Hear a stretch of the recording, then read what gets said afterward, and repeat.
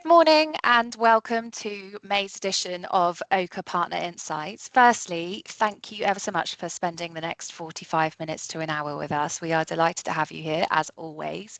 For those of you who have yet to join us for an Ochre Partner Insights, please expect kind of practical, pragmatic, down-to-earth feedback on the topic of the month. We host these every month and they're designed to be a deep dive into any particular area that's relevant to the time or to market trends that we're seeing. We are always open to feedback on topics, on the quality of the content, on where you're seeing value from these calls. So as always, our chat is always open, our Q&A is always open. So please do feel free to get involved, be part of the conversation. I am absolutely delighted today to say that we are joined by not just one, but two excellent Microsoft representatives in Rebecca Newton and Dan Langton, who will be taking us through some key trends and predictions they've seen, not just from this financial year, but also where we might be looking to be focusing on as partners for next year. And my fellow colleagues from Ochre. Tamara, I've just noticed your lovely face isn't on the slide. I'm really sorry about that. That's my error. But T and Lindsay. T, if you want to just say hi. Hi, guys. And Lindsay. Good afternoon. So without further ado, we're going to take you through a couple of key topics today. To start with, we're going to do a bit of a dive into what we saw change for FY26 to give us the context of where we think that the direction of travel is for Microsoft into FY27, which takes us quite nicely into those predictions. Then we're going to spend a little bit of time on some of the research that we've done over here at Ochre on where we are seeing partners win. It won't be a surprise to you that this is focused completely on AI. There you go, 3 minutes into the call, AI is said for anyone who's playing AI bingo. Because for much of the feedback that we're hearing from partners is right, well, we just don't know where to get started, or we don't know where we are seeing the revenue increases. So we've got a complete section on that. And then we're going to bring our friends in from Microsoft on their perspective and where they feel that partners are going to be driving success in FY27. So with that, as always on Ochre Partner Insights, we just wanted to play back some of the key questions or challenges that we've been hearing from our partner ecosystem, both across the organisations that we have the pleasure of working with and those we engage with on a day-to-day basis and as part of Partner Pulse. The first one, which is really relevant for today's call, is really around, we want to be prepared to land really effectively into FY27. Where do we need to be focusing? What do we need? What can we do? Again, we knew there was a lot of change last year, you know, even from a solution area perspective, funding, incentives, quotas that the sellers are targeted on. Will it be the same this year, or are we expecting another whole wave of change again? I think the next one, Linz, you can pick up on, being our skills expert here on Ochre. Yeah, we're seeing almost a bit of a limbo phase at the moment. There's a massive shift coming in terms of skilling, but for kind of very specific instances that counts towards the all-important solution designations and advanced specializations. Some of those certs are being retired or will be retired over the next 2 to 3 months, and just keeping an eye on what's going to replace them so that partners can be on top of those skilling plans. Absolutely. And I think sort of alluding to the point we made earlier on in the call, the next question is like, what do we sell first? You know, is it adoption, change management, agents, Copilot Studio, M365 Copilot? We quite often coming up against this challenge of actually just where to get started, or where to really see value and drive value in your current account base. So we're going to cover a little bit of that off later on. The next topic, I know I'm looking at both Tamara and Lindsay here because this is something that we talk so much about with the partners that we engage in. T, do you want to just give us your feedback on this point? The recognition on Partner Centre. Yeah. Sorry, No, fine. And like, which Copilot is which when it comes to incentivizing sellers? Yeah, is it Copilot Studio? Is it Copilot M365? And really understanding which of the sellers, whether it's biz apps or, you know, are interested in which Copilot, and really being able to map to what areas of Copilot is important to the various different sellers at Microsoft, but also to the customers as well. Where do we start? Absolutely. And I'm not sure if we're even still massively clear on that topic, and I think it does differ even across customer segmentation within Microsoft as well. So yeah, massive topic, and love to hear the guys on the call's thoughts around that too. And then ultimately it all comes down to where can the revenue be driven within your organization, really where is the money. We're all very familiar that from an AI business solutions perspective, we've been working on these kind of time and materials contracts for almost since the dawn of time, and we're being driven by Microsoft to focus on outcomes-based selling and positioning capability in that way. And I think it's just a whole different frame of mind. And so for those of you that joined us at Partner Pulse just last week, we spent a whole hour talking about commercializing AI capability, and we're going to cover off a little bit more about that later and how we might be able to migrate from that kind of T&M model to an outcomes-based perspective. So without further ado, Linz, do you want to just give us a bit of a rundown on what changes we saw at the start of this financial year? Sure. Yeah, I won't drain this slide too much, but I think this is the year everyone will have seen AI and Copilot really bedded in. It became the expectation and not the differentiator. Copilot went mainstream. Every partner was, we can do Copilot. We're AI enabled, and we're starting to see very clear differences in where that is actually being executed versus what is just in the messaging. I think buyers potentially also became more skeptical, and that there's also so many more complex conversations, kind of alluding back to that M365, agents within M365, Copilot Studio, Biz Apps, Modern Work, and we can go into that a bit later. Microsoft have continued to streamline their priorities, so we saw the solution areas narrow into three, and we think this is likely going to continue. We've got security as a core foundation, the AI business solutions, cloud and AI platform as well. Again, continuing trend over the last few years, visibility became more difficult, and especially kind of putting my IMCP hat on as well. A lot of the conversation we've had over the last year is around, maybe you used to have a PDM and now you don't. And going back, 3, 4, 5 years, there was something around 130 partners in the UK with a PDM. That's now, I don't know the exact number, but certainly 30 or less than, and I think that's going to continue. So how do you look to the incredible wealth of resources that Microsoft do make available to partners, but it's in a lot of different places and it changes a lot. So how do you maximize on that and kind of almost operationalize on those? Because more and more partners are competing for less Microsoft attention.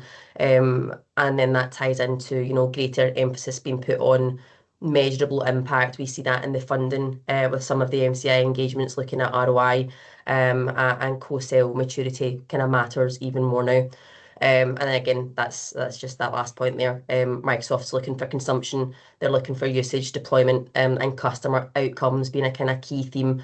So not just that generic partner activity, rinse and repeat the same workshop over and over.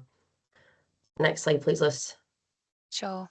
On that visibility piece, I think it's really funny because it's not just those partners that are managed that are unmanaged that struggle for visibility, it's those that are managed too, and it's all around how can you set yourself up for being seen in the right way with Microsoft.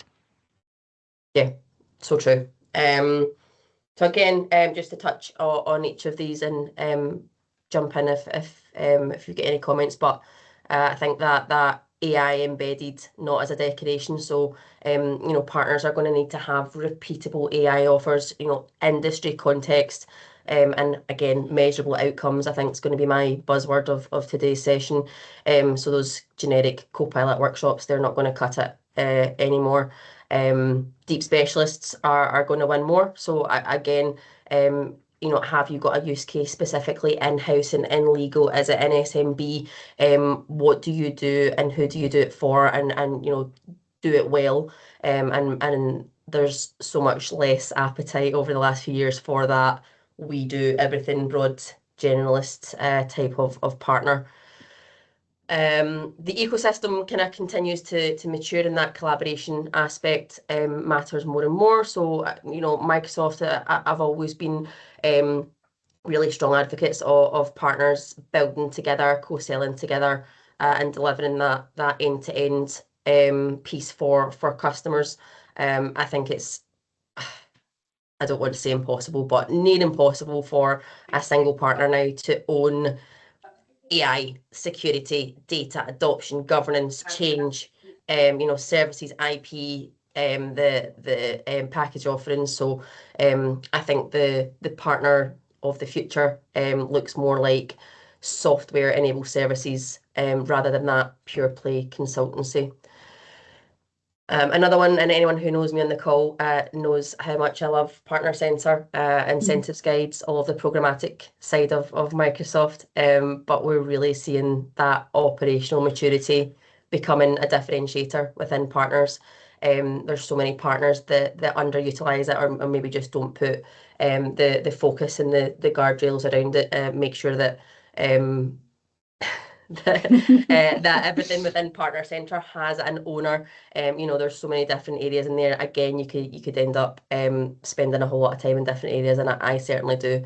But I think the gap will widen in FY27 between those strategic versus reactive operators in terms of not just Partner Center, but the everything that underpins the kind of Microsoft programmatics, knowing the incentives guide, knowing the solution plays, and kind of aligning that to your own strategy. I think one of the directions of travel, sorry, Lynn, just to butt in there. I think one of the directions of travel we've already seen sort of midway through FY26 from a Microsoft standpoint has been the shift away from kind of like a one-hit wonder with Partner Center and doing things at the point in time when they need to happen to more of that kind of rhythm of business. And it really has to, be it part of someone's role or the entirety of someone's role or someone's role plus some support from an external provider like us, is that has to become not just a nice to have, but a must have. You need to be, as a partner, demonstrating consistent customer wins, consistent customer adoption and consumption drives, rather than just doing it at the point of time as it had been in the past. And so, yeah, those kind of ongoing governance points with your own Partner Center, I'm really conscious I don't want it to be seen as almost like an overhead. Yes, it is an overhead, but it actually is becoming a real pivotal line on a P&L for the partners we have the pleasure of engaging with. So it's getting the engine to sing in the right way. And I guess the side note to our previous comment on FY26 reflections is that whilst it's harder to get visibility from the smaller amount of resource at Microsoft, for unmanaged or recruit style partners that are really trying to drive their visibility into Microsoft, if you're doing the programmatic things correctly, that's going to put you in a really solid stead. And that's something you can do almost irrelevant of the size of your organization or the maturity of your Microsoft practice. So it's definitely something that we're seeing as a strategic lever that our partners are pulling on. Yeah, we've already touched on Microsoft going deeper with fewer partners. The implication there just being that you need that clear story about what you do well and who you do it for. And then finally that community and brand piece down the bottom there. So going back to actually a partner event that we attended in the last couple of weeks, there was a great conversation around the use of AI and then how to articulate your value, whether it's as a Microsoft partner or any business in any industry. If you're using AI, how are you still differentiating that value that you're giving to your customers? And the real kind of thread throughout that conversation at the event was around perspective. So we're seeing a lot around the rise of LinkedIn visibility, thought leadership. What perspective are you bringing to the conversation? Because you're still, the SMEs in your field, and so partners who are visible and trusted will definitely outperform those that are maybe technically capable but invisible as competitors. Great. So we wanted to spend the next kind of 10 minutes or so just giving a short summary on where we are seeing partners win, particularly in this era of Copilot and the agentic capability that Microsoft are delivering. If you've been to Partner Pulse or you attended our Oka Partner Insights 2 months ago, some of these slides may be familiar to you.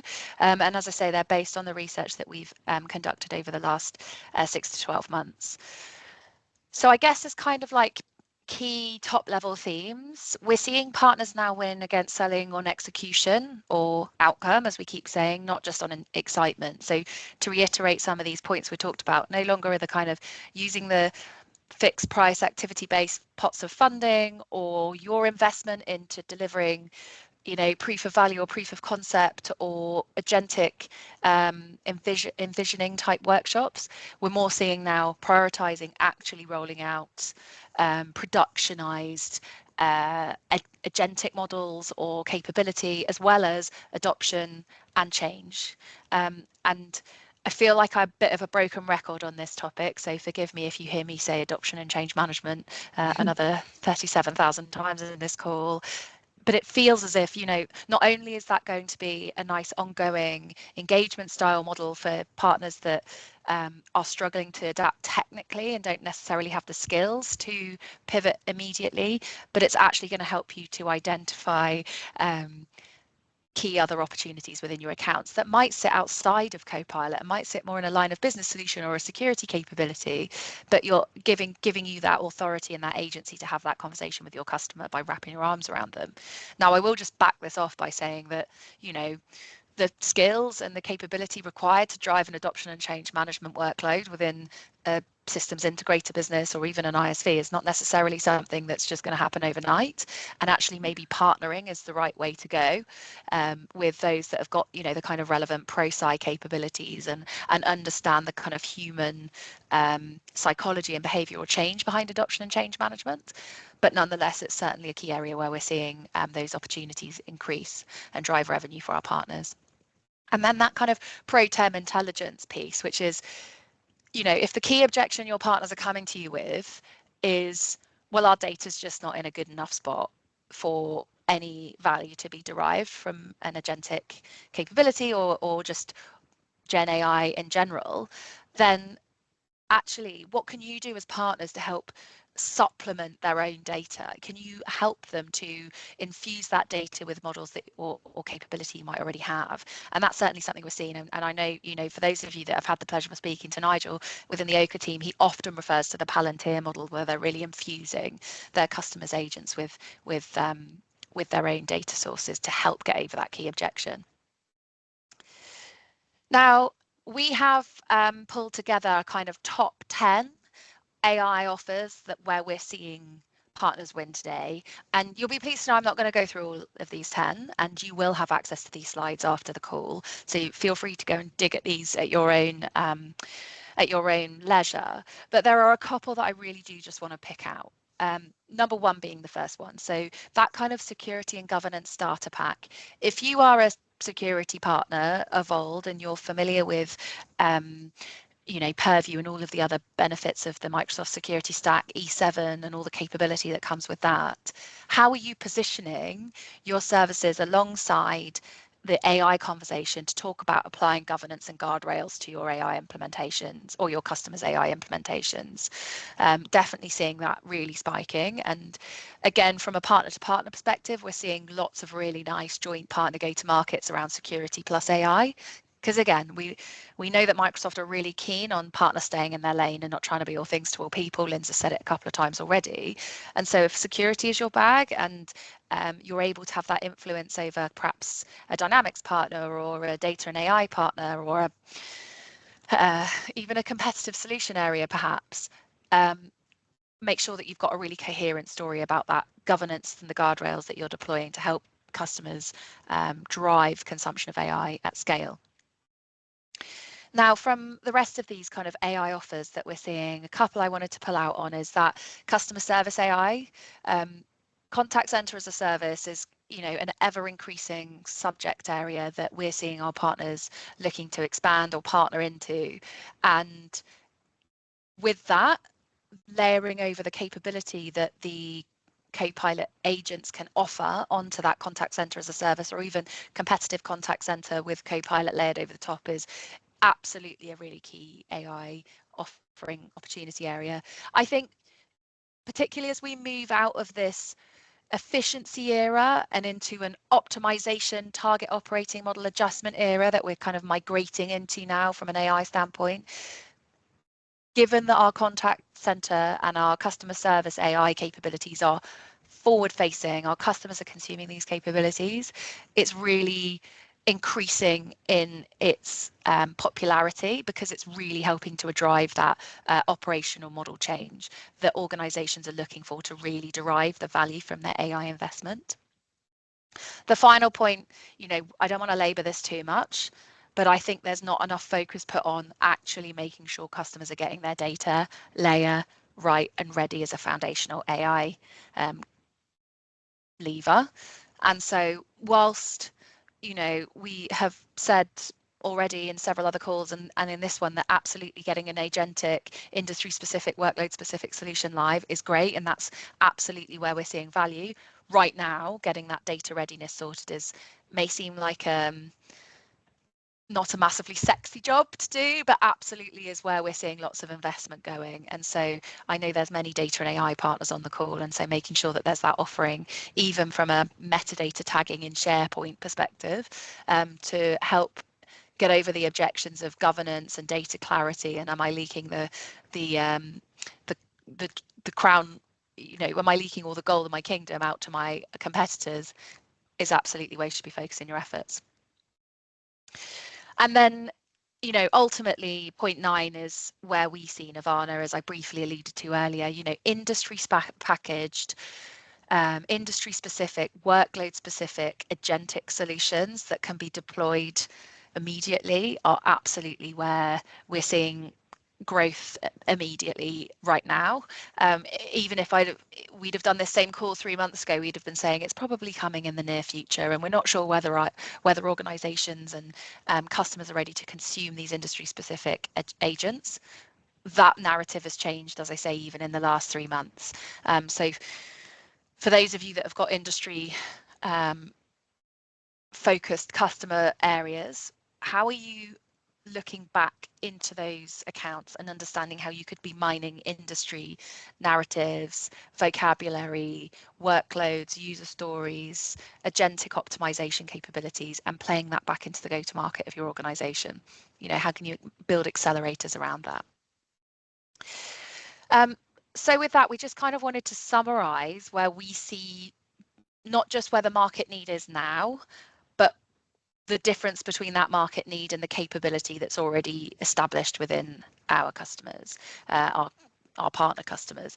And so the obvious areas to focus on immediately are very much on that left-hand edge at the top, right? Point 3, workflow automation and integration quick wins.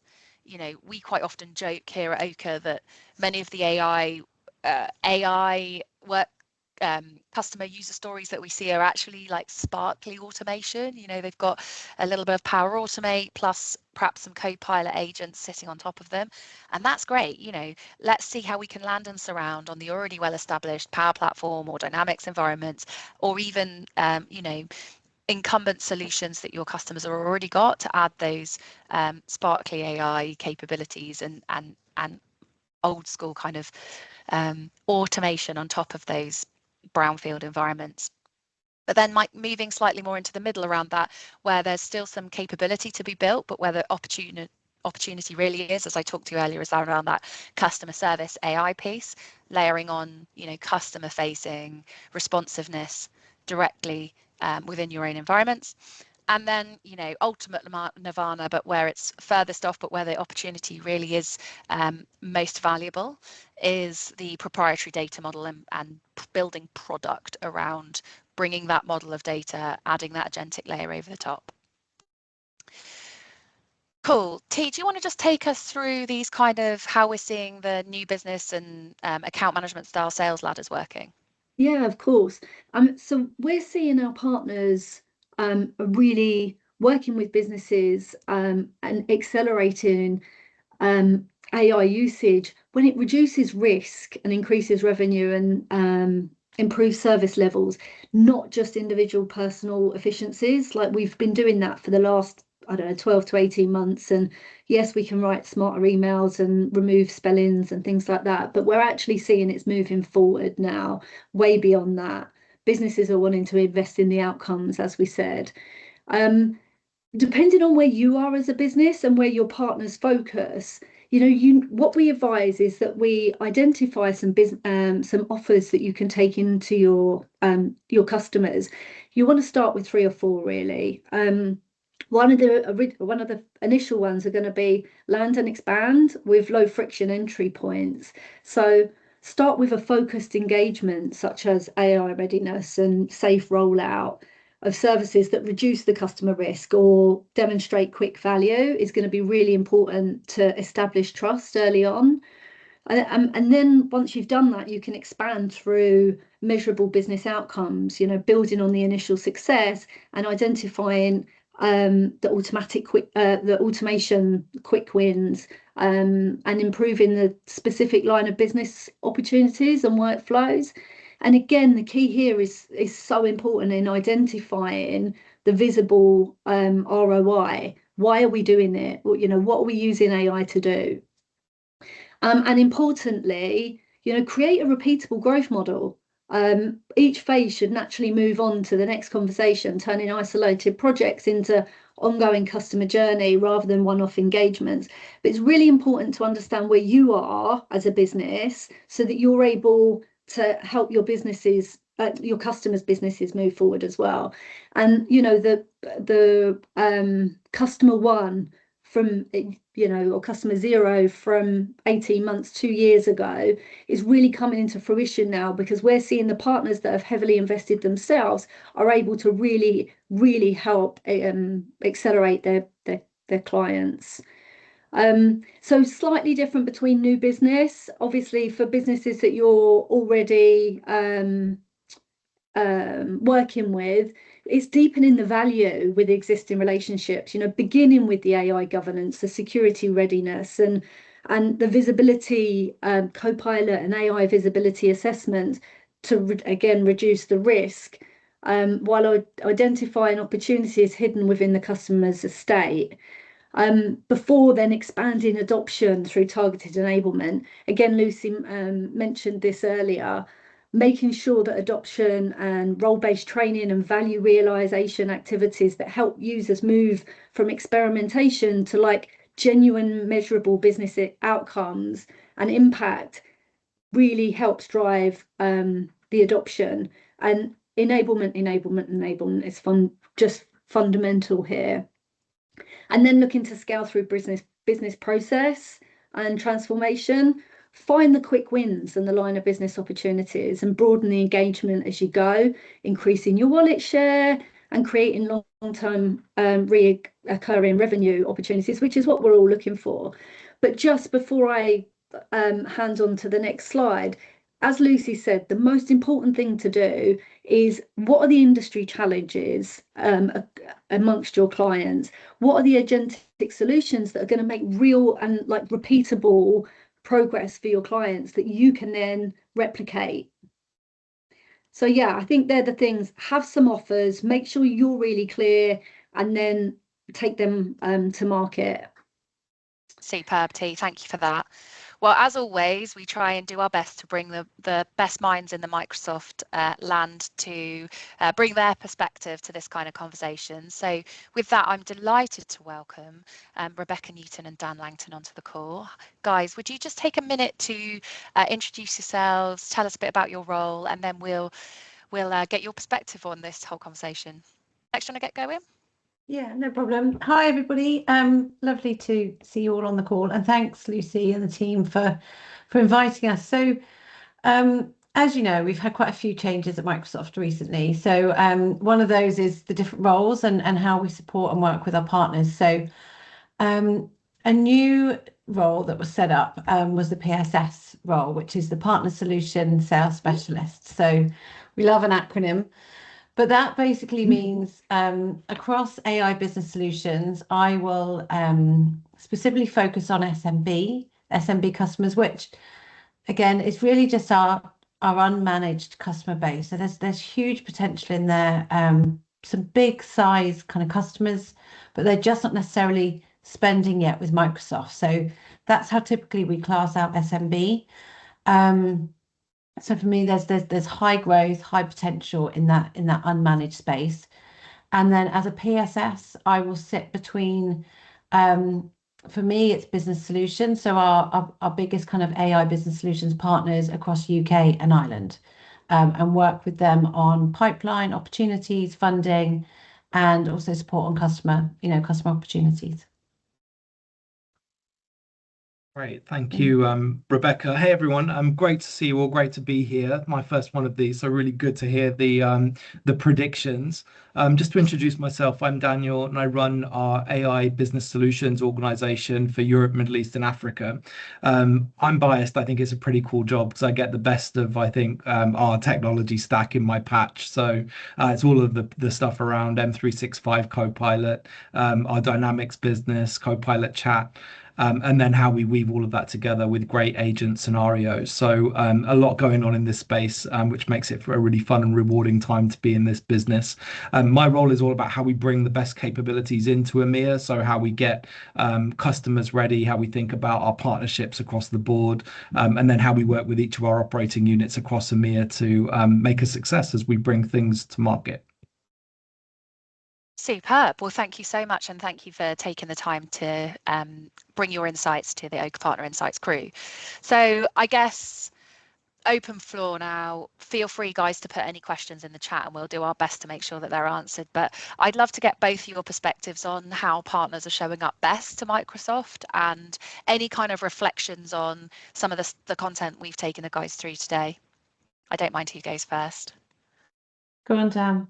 Yeah, I love that. Well, first of all, I really enjoyed the predictions, and I think I know I can't share everything as we're heading into FY27, but I really think you're on the money with the advice and the predictions that you've got. So in terms of how partners are showing up best from my perspective, I think this notion of frontier is an interesting one, and it's going to be a big one for us in FY27. But the crux of the whole thing is, how do we meet customers where they're at on their AI journey, and how do we inspire them on the art of the possible across all of the solutions and all of the technology?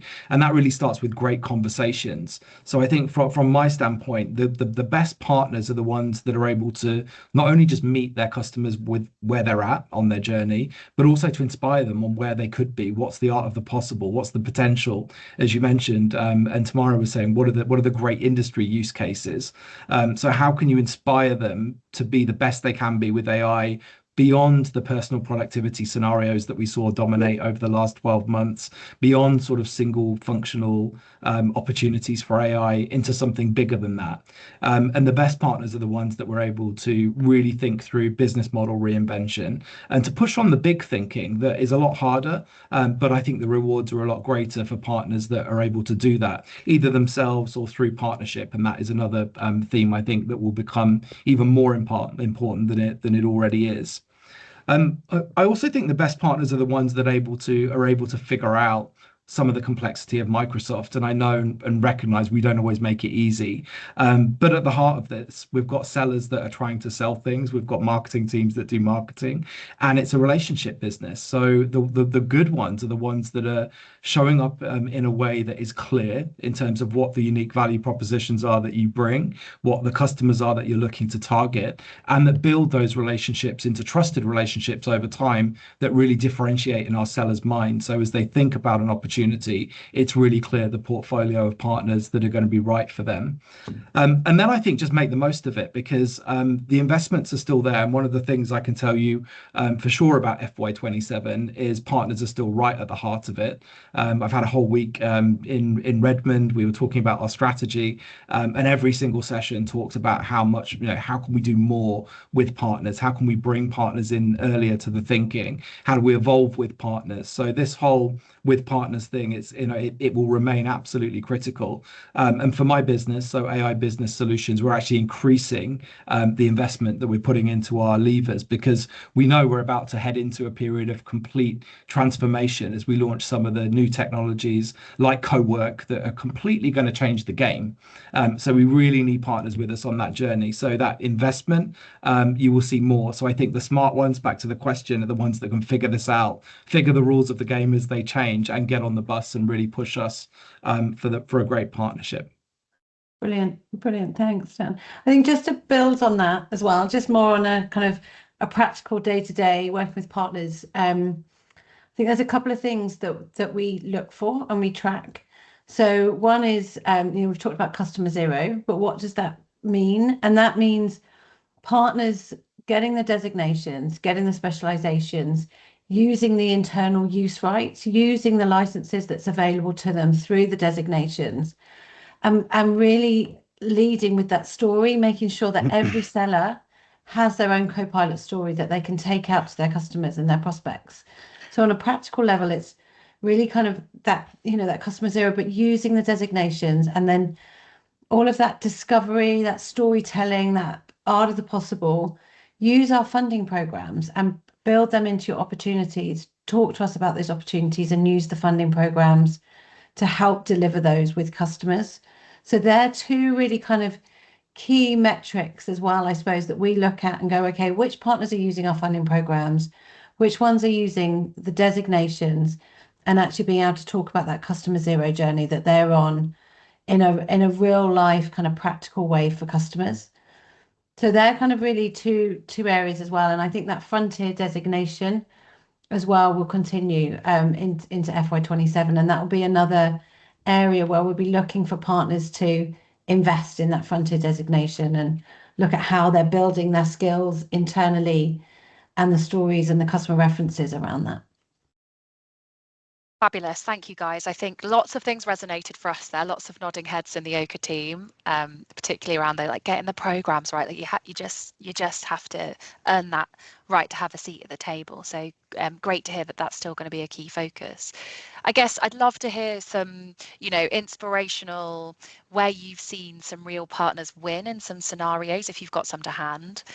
One of my favourites that I often reference is we were fortunate enough to have Rob from Infinity Group, CEO of Infinity Group, present at our last partner pulse, and he shared the most incredible stat, which he was able to grow his revenue last year by 60% without growing any headcount. Now, obviously, there's some big news around that kind of topic, but I just thought it was a really impactful stat that, by being a true customer zero, really leaning into the internal user rights, the technology that he's got at his team have got to hand, he's completely kind of reimagined the revenue he's able to generate as a result. So are there any other kind of key standout user stories, scenarios, partner engagements that you're able to talk about that you can share with us? Yeah, I think for me, look, Infinity Group are kind of that headline for us, because they they added in Business Central as well. So it's but they're a great story. And unfortunately, there isn't as many. And we're looking for more. And I would love to see more partners being able to tell that story around bringing their CMO, bringing their CFO together, bringing their CIO, really leading the change. So I'd love to see more of those. And I wonder, it goes back a little bit to your point, Dan, on we're still a relationships business, right? People are still buying from people. Perhaps this is just a case of now post-COVID, it's a case of getting out there and telling that story. We're always looking for scenarios. Our next partner pulse, I'll share the details in a minute, is on the July the 2nd. We are happy to give partners that kind of sounding board, that platform for telling their customer zero story. So for those of you that are joining us today and you've got one, hit us up and we'll make sure that you're able to have the platform to tell your story. And and to Tamara's point, and also Dan's, having that clear narrative into Microsoft on not only what you're doing internally, but also the value and the return on investment you're building for your partners needs to be told back into Microsoft. We can't just be expecting them to know what we're doing and how we're driving that impact. So How are you building that into your communication strategy? Super important. Okay, really appreciate your insights, guys. Stick around for the next few minutes in case we get any other questions. But for the moment, you know, we're really conscious. We always leave lots of nuggets of food for thought in these Ochre Partner Insights, and we wanted to make sure there's something you can actually take away to derive some action in your organisation. So if you are early on in your AI internal strategy or go-to-market strategy with your customers, we have an answer to that question. So if you want to actually spend some time with the Ochre team and understand where do you start in building your to-market AI strategy, please do feel free to drop us a line. I'm not going to kind of ham this. This is not a sales pitch, but if you feel like you need some support in developing that AI go-to-market capability, we've got the answer for you for that, and we'll come and spend some time with you to build that out. But as I promised, we have got plenty of time for questions. Before questions, though, I just want to make sure you've got your next date for your diaries. Next Ochre Partner Insights is on the 11th of June. Unsurprisingly, this is a very quiet period from a Microsoft standpoint. So we're actually using June's event to talk about some really exciting product updates that we have coming from Ochre and how we can support you in building your go-to-market over that quieter summer break. And then our next in person, our next Ochre Partner Insights. Partner Pulse that we host with our friends over at SEER365 is on July the 2nd at our familiar venue that is Story Club, or 4KS, just down the road from Microsoft. Do feel free to get registered. I just want to put it out there, we've ever so slightly increased the donation amount that we request for you guys to attend this. It's not much, it's something like £22 with the Eventbrite fee. All of that gets funneled back into the selected charity of choice. And as of this Partner Pulse, we're going to allow you to choose which charity that is. So this most recent event that we hosted last month raised over £1,200. So we're having a real charitable impact by running these events. Okay, cool. With a couple of minutes to go, I haven't seen any questions in the chat, T. I know you've been monitoring it. Yeah, there is. There's a question from Reese, probably for Rebecca. Do you want to come off mute, Reese, rather than me read your question out? Would you like to position it? Yeah, of course. So it was in regards to funding programs and investments for programs and in focus towards AI business solutions.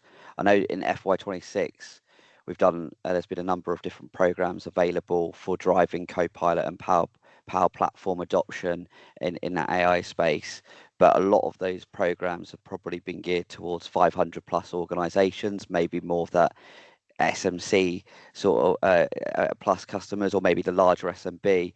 But what it does, is there a potential opportunity for looking at wider investment programs in that more of SMB in that 300 sort of user organizations? Do you think that's likely to happen in FY27, I guess? Yes, well, we have definitely been shouting very loudly for that, and we've been putting a lot of feedback in. So that has been the ask.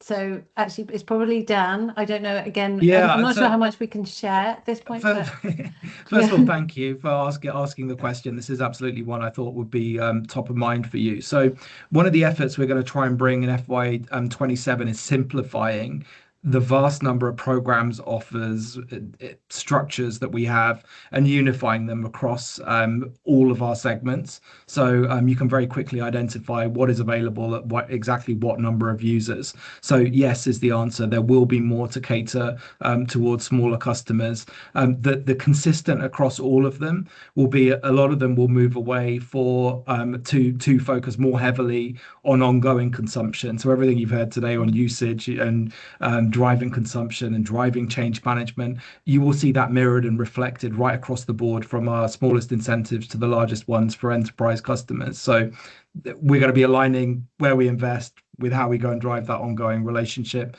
a little bit more tightly. But I think you'll find at least 5 new programs coming in July.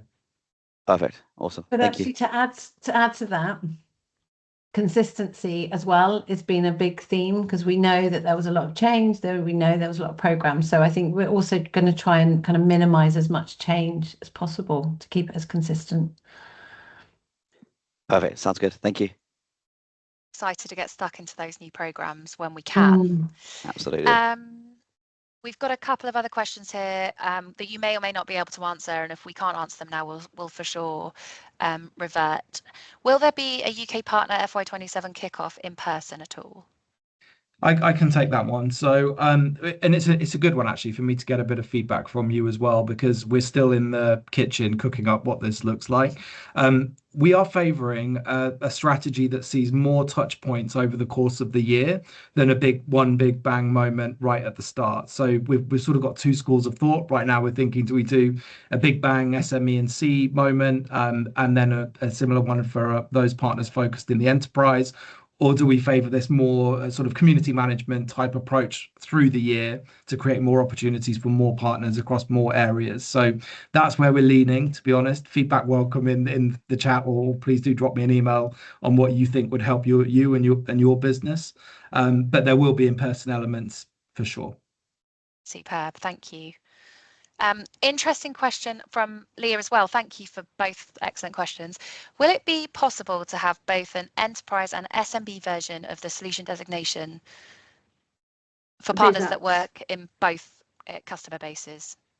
Yeah, which solution designation is that, Leah, or is it just kind of across the board? I think it's going to be biz apps, because there is in modern work, isn't there? It's biz apps where the SMB and enterprise is missing at the moment, and we've certainly seen. Yeah, sorry, actually, I meant in the data and AI space. Okay. Sorry, Leah, I should have said you could come off mute and tell both your questions. I missed that. That's okay.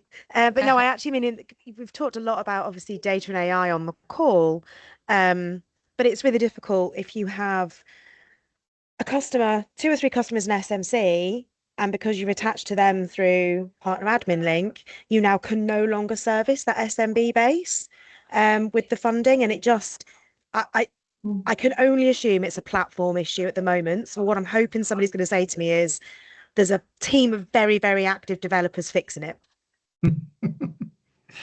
Let me take that one if it's all right. I will happily follow up with you and put you in touch. There is this idea that we don't try and keep partners in a box in a thing. How do we scale up and down with some of our programs, designations, and what we're investing in? So let me take that specific scenario, and I'll come back to you with exactly what the plan is for what you're asking. I don't have the answer right now. Really valid catch, and I feel like there's a bunch of love hearts on that question already. So I imagine you're not the only one that's facing that. So thank you for bringing it to the table. And then, final question before we wrap up. Thanks, Mags. Is with the growth of ISVs hitting record levels, will there start to be a focus on bringing ISVs or SDCs into MCI like with SIs?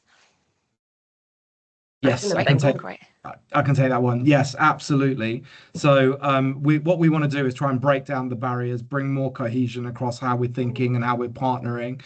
So you will see a lot more focus there for sure. And I think it's sort of notched up a little bit this year. I think next year you'll see it really come into the play. Because we want to work with these high growth. I know you and I had talked about it, but I wasn't sure if it was something official yet. So thank you so much. Thank you, Margaret. Nice to hear from you. And I think also just to add to that as well, I mean, I think there's going to be such a big focus on marketplace as well, and supporting partners kind of build once and sell often and promote it through marketplace. So I think that that whole ISV community and building out your own IP is going to have a big focus for us as well in FY27. Absolutely. And just to add a quick bit of color, we're going to be putting $20 million behind marketing of marketplace. So I think one of the really important things we're going to do differently is how do we integrate that across all of our marketing. So as you can imagine, we spend quite a bit of dollars on marketing across the company. We really want to connect the dots between those between marketplace, what's in there, and then how we drive more traffic to the experience. So yeah, I think big things to come that will hopefully you'll see the difference. Perfect. Great to hear. Thanks, guys. I'm delighted to hear it, and I can't believe it took 50 minutes on this call for us to say marketplace, because I feel like alongside adoption, that's my key word for the year. Guys, it's been an absolute pleasure having you on. Thank you so much for taking some time out of your day to give your perspectives. We really appreciate your kind of calm and pragmatic approach. It's always really helpful for us. Thank you, as I'm sure on behalf of the whole crew. With that, guys, I want to say a massive thank you to you all as well for joining us. Oh, before we go, Nick's got a hand up. Got a question, Nick? You want to come off mute, ask your question? No, sorry, I was just clapping. Just a high five. Okay, cool. Nice. I appreciate it. Thank you so much for spending your time, your afternoon with us, your lunch, your coffee, whatever. We're really grateful to have you. As always, we will wrap up the notes and share the conversation that we've had on email. If you have any feedback on the topics, on the content, our door is always open, info@oka.studio. We're really happy to hear your thoughts, and we'll wrap them into our next edition of Oka Partner Insights. But with that, I shall leave you to the rest of your afternoon. Thank you, Team Oka, for your moderation, as always, and have a great rest of your day. Thanks, everyone. Thanks, Lucy. Thanks, guys. Bye. Bye. Bye. Thank you.